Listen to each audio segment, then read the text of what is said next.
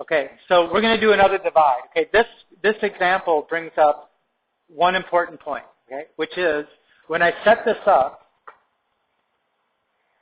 for a divide, right, x to the third minus 1, because there's no x squared term and there's no x to the first term, we have to put 0 coefficient terms in their place, right? I have to put it in plus 0x squared plus 0x minus 1.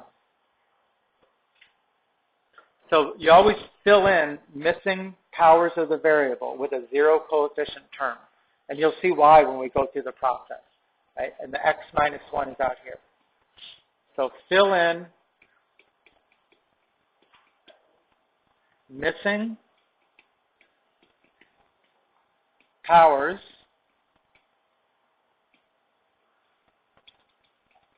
with 0 coefficient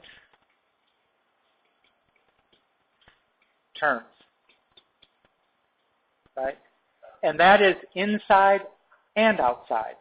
So even if you had like x to the square, if this was x squared minus 1, I would put x squared plus 0x minus 1. There's a homework problem like that. Justice.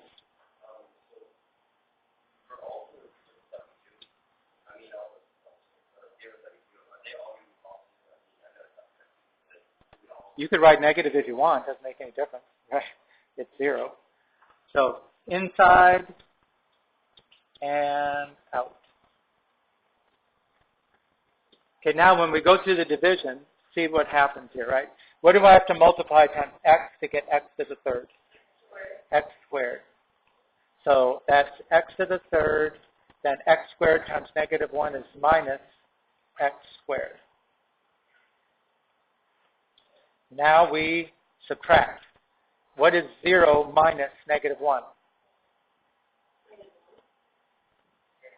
Minus negative means positive. X squared. So notice that if we didn't have a 0x squared there, we wouldn't have anything to subtract against. That's why we fill them in the missing terms, so that there's something of the same power there to subtract against. Okay, now bring down the 0x. And again, what do I multiply times x to get x squared? X. X times x is x squared. X times negative 1 is minus x. Okay. What is 0x minus negative x? Positive x. And then I bring down the minus 1. And then what do I multiply times x to get x? 1 plus 1. 1 times x, x. 1 times negative 1. Subtract. And you get 0. So what can we say about x minus 1? It is a factor of x to the third minus 1. Yes? Where? Here? Negative 1. Here. Well, I mean, this is negative 1 minus negative 1, which is like negative 1 plus 1, which is 0. Here? 0 minus negative 1. Minus a negative is plus, so we get plus x.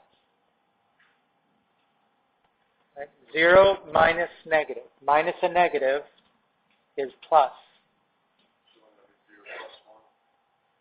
So it should, what's that? No, I'm not sure what you're,